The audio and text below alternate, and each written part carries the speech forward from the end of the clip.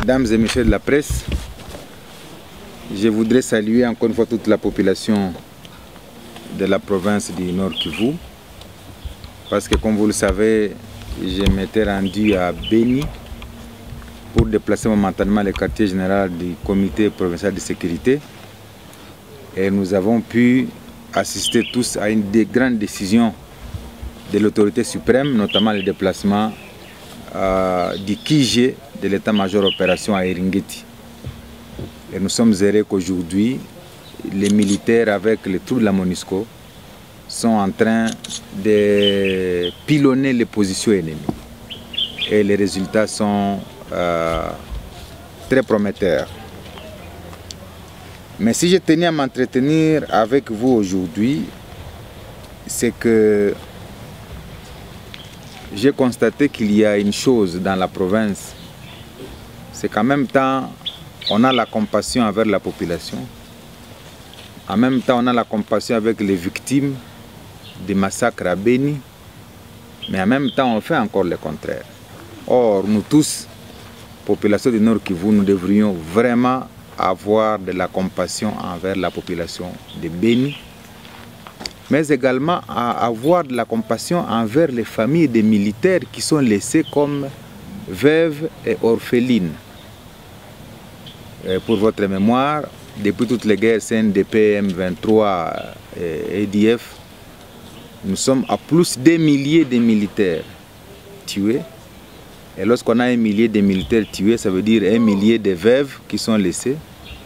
Et si on peut considérer que chaque militaire avait entre 3, 4 ou 5 enfants, ça fait autour de 5000 orphelins aussi qui sont laissés par ces militaires. Donc nous devrions, à chaque fois que nous parlons de la question de Beni, avoir de la compassion envers nos militaires, envers les familles qui sont décédées, de la même manière que nous le faisons pour les populations que nous perdons, pour les survivants de tous les massacres.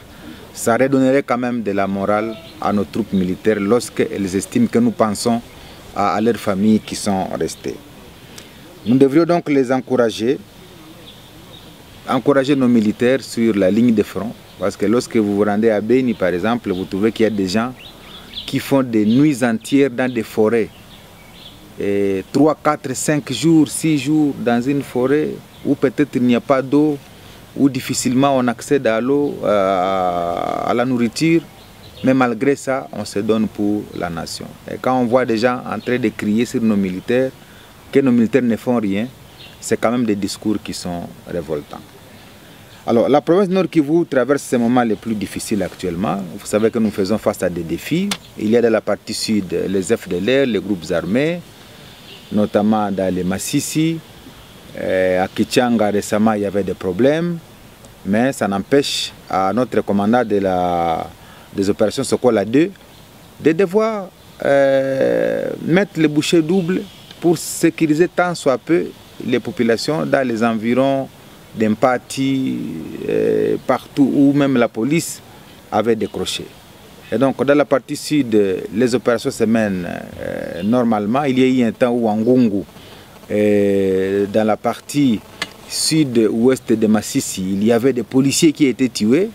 On a noté au courant de l'année 2015-2016 près de 40 policiers qui ont été tués aussi dans le territoire de Massissi. C'est quand même des vies humaines pour lesquelles nous devrions avoir de la compassion. Aujourd'hui, nous nous réjouissons que sur la route Goma-Butembo, passant par Busendo, les fameux Busendo, les choses s'améliorent. Après notre passage, notre déplacement momentané à Rutshuru le 21 mars de cette année, du 21 au 25 mars, il ne reste que quelques tronçons où l'ennemi s'est presque déplacé, les tronçons qui vont Njanyami-Lima et les tronçons qui Birizi, qui Koukou. Je crois que l'ennemi a changé de stratégie, il a trouvé que non, c'est plutôt là-bas, comme les mesures sont draconiennes dans le parc. Mais nous sommes en train de penser à d'autres mesures pour sécuriser davantage. Il y a Nyamilima aussi où on a noté quelques tensions depuis un temps, mais nous nous réjouissons que là aussi la tension est en train de baisser. Il y a des gens qui veulent toujours tirer sur les fibres ethniques pour opposer inutilement les communautés qui pourtant veulent vivre ensemble. Dans le sud de Lubero, Vous vous rappelez qu'à partir du mois de janvier aussi, il y avait beaucoup de problèmes. Nous nous sommes encore déplacés pour aller nous installer à Luofu, à Miriki. On a été même jusqu'à Bouleusa, au nord de Walikale, dans le souci de rencontrer les problèmes à la base et de devoir trouver solution.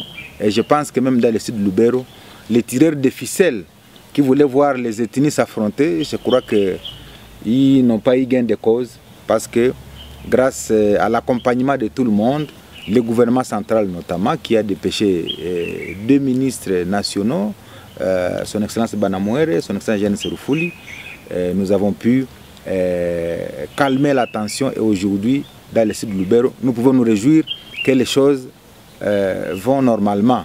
Je sais qu'à chaque fois que nous faisons une évaluation pour dire que les choses vont normalement, il y en a toujours qui ne sont pas contents et qui vont agiter encore une fois leur casserole pour troubler. Mais je crois qu'ils n'auront pas suffisamment de place. Alors, sur le plan politique, la province est dominée par la question du processus électoral. J'ai même suivi hier, j'étais avec le vice-président de la CENI qui parlait cette fois-ci des élections. Et je me rappelle que lorsque j'en avais parlé ici, ça avait soulevé beaucoup de tollés. Mais la bouche autorisée est venue cette fois-ci dire à la population du Nord Kivu ce qu'il y a. Et maintenant que la bouche autorisée est passée par ici, je crois qu'on ne me tiendra plus rigueur. Ce n'était pas la parole de Julien Paluku. C'était une analyse que j'avais faite comme un acteur politique dont la mission est aussi d'éclairer la population. Et à son temps, j'avais dit, cette année ici, c'est une année électorale, mais toute analyse faite arrive à démontrer clairement que la période que la CENI a indiquée va dépasser légèrement les délais de cette année. Et en son temps, j'avais clairement indiqué que entre observer ce délai qui nous est donné par l'expert qui est la CENI et casser la République, qu'est-ce que nous les Congolais nous choisissons? Moi j'avais dit qu'en tant que Congolais, je choisissais d'observer une période au cours de laquelle on va arriver aux élections en bonne et due forme, sans qu'il y ait de précipitations, sans qu'il y ait des gens qui s'agitent pour dire, bon voilà, vous les avez mal organisés, au lieu d'y aller précipitamment et finalement d'avoir des gens qui crient sur la CENI, etc. Maintenant que la CENI a donné pas de préalable, des obstacles ou même des impératifs, je les ai suivis, j'ai même noté quelques impératifs, notamment l'enrôlement de nouveaux majeurs comme premier impératif. Et je ne pense pas que tout enfant devenu majeur aujourd'hui, 18, 19, 20, 21, 22, 23 ans, voudra bien nous voir, nous, aller aux élections seuls et lui priver de son droit, lui aussi, de voter. Ça, c'est un impératif qui ne dépend pas de Julien Paluku. Deuxième impératif, il a parlé du découpage territorial. Les anciennes cartes d'électeurs ont maintenant les anciennes dénominations des provinces. Bandundu, Équateur, Kasaï, alors que maintenant, avec la nouvelle configuration administrative, il n'y a plus de province de Bandundu. Donc quelqu'un ne peut plus venir avec une carte d'électeur sur laquelle il y a Bandundu. On va dire, mais monsieur, tu es dans quel pays? Il y a maintenant Kwilu, il y a Kwango, il y a Maïndombe. Donc il y a une nécessité de devoir doter la population de ces provinces de leur carte d'électeur qui note exactement leur province. Troisième élément impératif, c'est que l'OIF, qui est l'Organisation internationale de la francophonie, a noté qu'il y a 1,6 million de morts au moment où il a fait l'audit de notre fichier. Et ces 1,6 million de morts, aujourd'hui, doivent être extirpés du fichier électoral. Sinon, si on va aux élections avec ces 1,6 million de morts, on risque d'accuser ceux qui sont au pouvoir d'avoir pris les voix des morts et de les avoir ajoutées sur ce qu'ils ont obtenu pour passer. Et ça va encore alimenter beaucoup de débats. Alors, il a dit, c'est un impératif, on doit le sortir du fichier pour savoir que non, le fichier est clean, donc il est propre, il ne contient pas ces morts. Le quatrième impératif, le vice-président de la CENI a parlé de la diaspora. La nouvelle loi demande que tout Congolais qui se trouve à l'extérieur puisse voter, puisse avoir jouir de son droit de vote. C'est-à-dire qu'il y a des kits qui seront déployés désormais dans tous les pays du monde, dans les ambassades pour que les gens puissent voter électroniquement. Ça n'était pas prévu ni en 2006 ni en 2011. Et donc, on doit se conformer à cette disposition. Le cinquième impératif, c'est 5, je crois. Il a parlé de deux lois qui coexistent, la loi de 2004 et la loi de 2011. Et ces deux lois sont contradictoires parce que en matière d'enrôlement des élections, il y a dans une autre loi, on parle d'enrôlement des électeurs sur base du recensement. Dans une autre, on parle sur base de la population. Or, quand on dit sur base de la population, ça nécessite qu'il faut le comptage général. Une autre parle d'électeurs. Alors, faut-il maintenant partir de quelle loi? On parle des électeurs ou on parle des habitants? Quand on parle des électeurs, ce sont seulement les gens qui ont 18 ans et plus.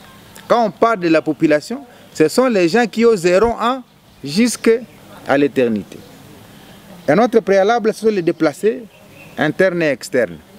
Le vice-président a dit, lorsque par exemple, il y a une population qui était à Goma, à la suite de ce qui s'est passé à Rutshuru à l'époque, et comme il n'y a plus de guerre, par exemple à Jomba, les gens sont rentrés à Goma avec des cartes d'électeurs enrôlées à Goma.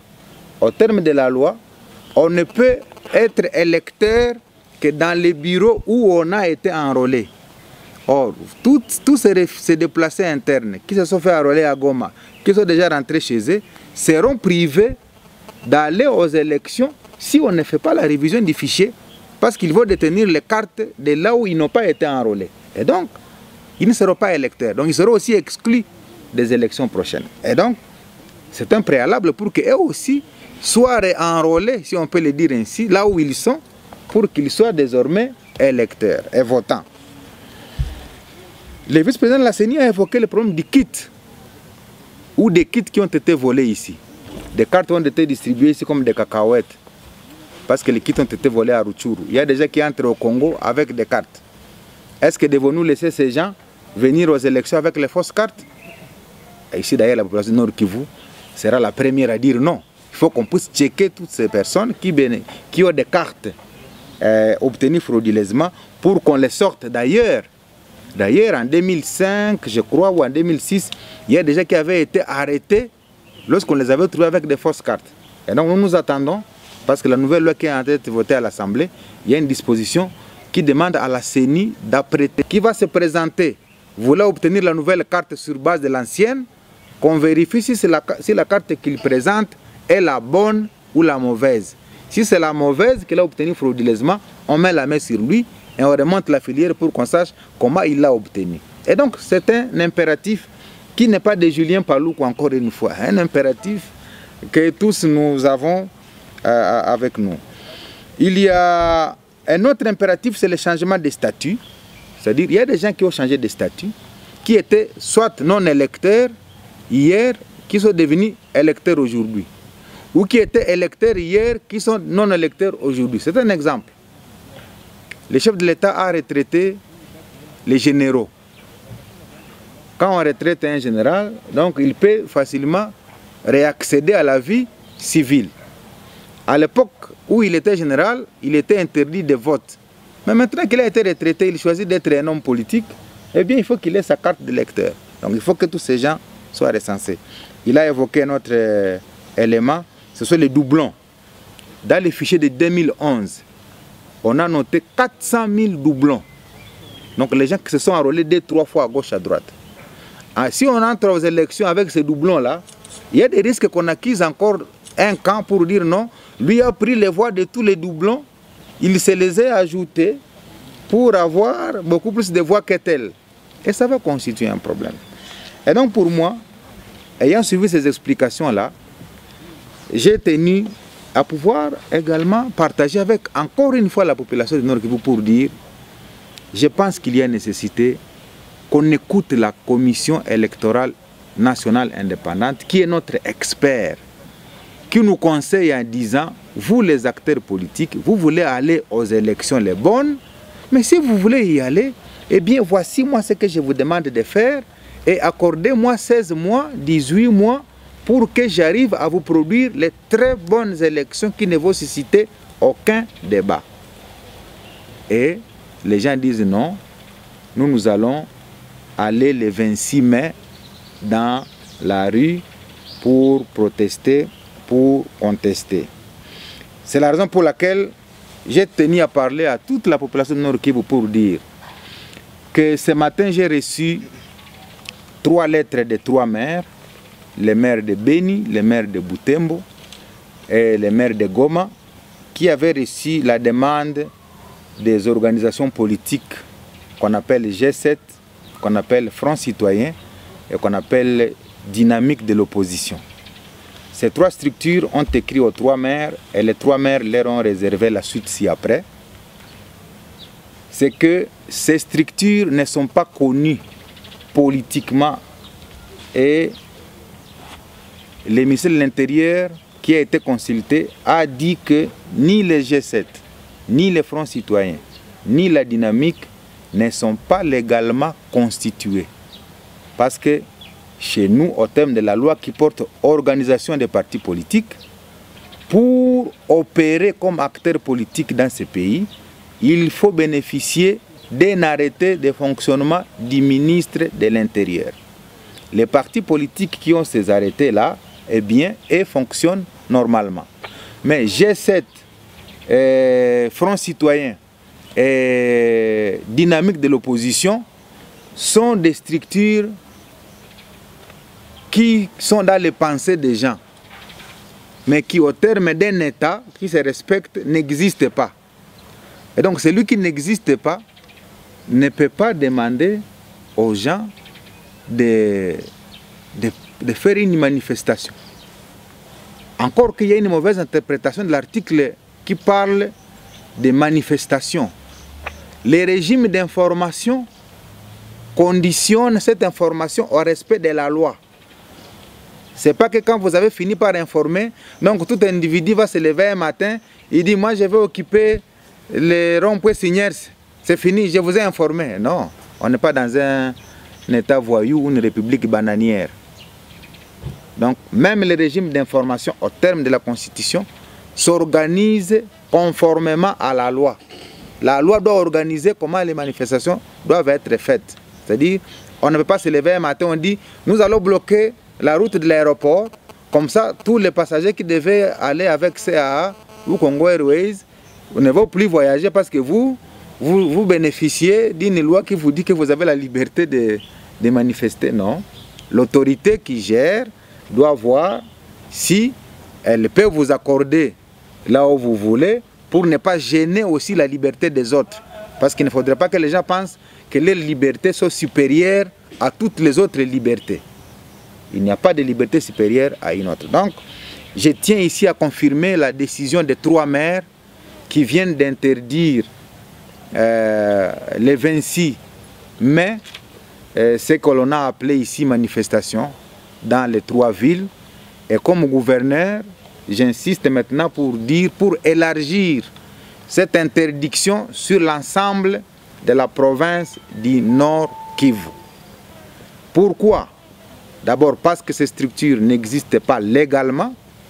De 2, la province du Nord Kivu, la société civile l'a fait à Beni, est en deuil.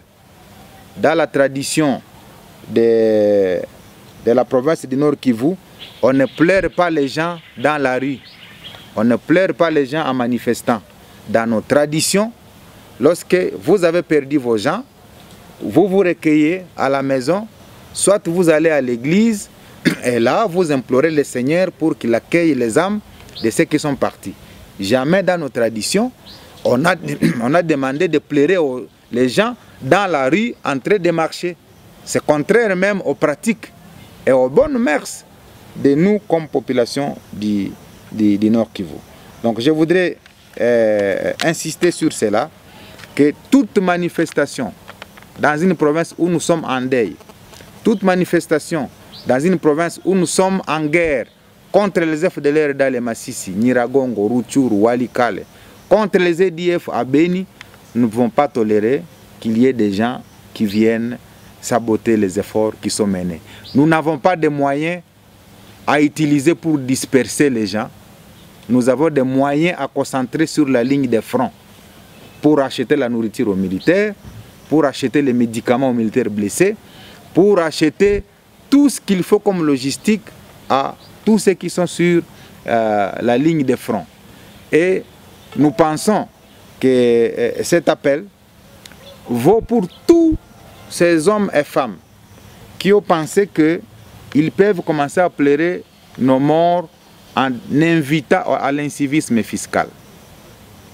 Nous ne voyons pas un seul État au monde où des gens se lèvent de leur maison et ils commencent à passer à la radio: oh, vous ne payez pas les impôts, ne payez pas les taxes. Oh, véhicules municipaux ne circulez pas. Nous sommes finalement dans quel pays? Où c'est nous qui dirigeons cette république, ou il y a finalement d'autres qui la dirigent?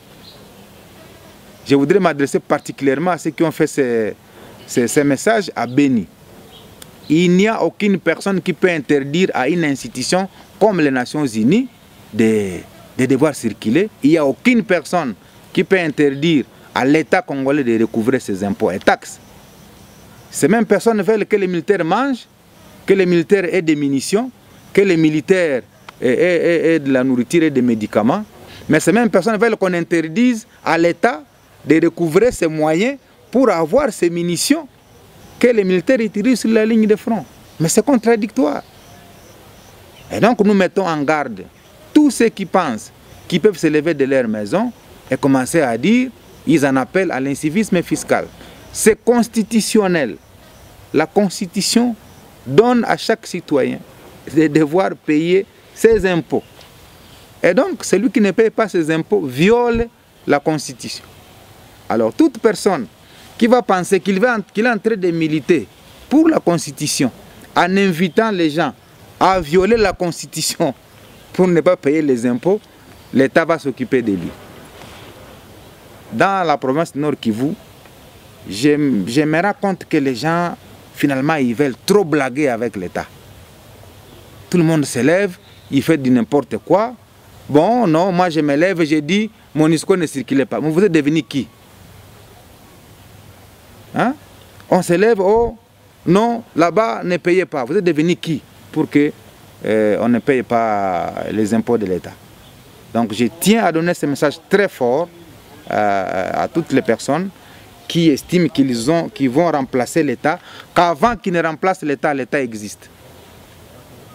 Donc s'il y a des gens qui pensent à une alternance un jour, il faut qu'ils sachent que l'alternance se fera avec un État qui existe et qui est fort. L'État n'est pas dans la rue. L'État est géré par les personnes qui ont la légitimité et la légalité. Et c'est nous. Nous avons été élus, nous avons la légitimité et nous avons la légalité au terme de la Constitution. Donc il ne faudrait pas que les gens commencent à se moquer de nos morts. Ça c'est d'une part. D'autre part, les acteurs politiques sont en train de vouloir rebondir sur les morts. C'est-à-dire les gens qui n'avaient plus de paroles et de voix sont en train d'être ressuscités par les phénomènes de massacre de Beni qu'ils veulent finalement prendre comme un tremplin pour une visibilité politique. Mais ça c'est très grave. Quand les gens qui ont disparu de la scène politique commencent à revenir parce qu'il y a massacre à Beni, on soupçonne qu'il y a des gens qui sont derrière ces massacres parce que c'est ça qui les ressuscite de là où ils étaient endormis. Et comment on peut croire qu'un gouvernement comme le nôtre, nous qui avons finalement l'obligation de rendre compte, nous puissions permettre que des massacres se passent? Qui a l'obligation de rendre compte à la population si ce n'est pas nous?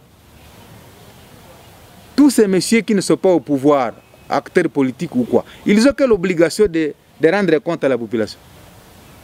Et ils peuvent se réjouir parce qu'ils savent qu'ils n'ont pas de compte à rendre. Mais les gens qui souffrent, ce sont les gens qui sont au pouvoir parce qu'un jour, ils rendront compte de leur gouvernance. Et donc, les premières personnes à être touchées quand il y a des morts, ce sont ceux qui sont au pouvoir.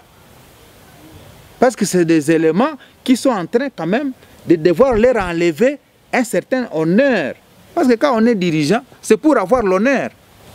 Mais quand on tue à Beni, nous sommes déshonorés par les morts qu'il y a à Beni. Et donc, des gens normaux ne peuvent pas croire que nous qui sommes déshonorés par les morts de Beni, c'est nous qui sommes à l'origine des morts de Beni.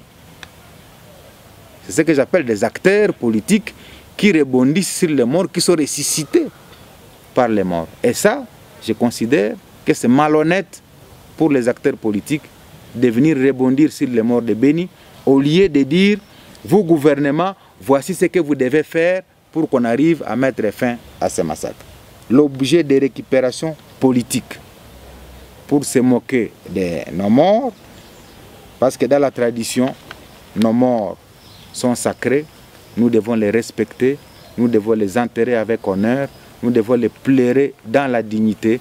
Nous ne devons pas, à la suite de ce que nous connaissons à Beni, commencer à jeter les gens dans la rue, commencer à croire que c'est en détruisant les immeubles, en détruisant les routes que nous venons de construire à Goma, en détruisant les routes que nous construisons à Butembo, en détruisant tout ce qui s'est fait dans l'ensemble de la province, que c'est ça qui va nous ramener la paix.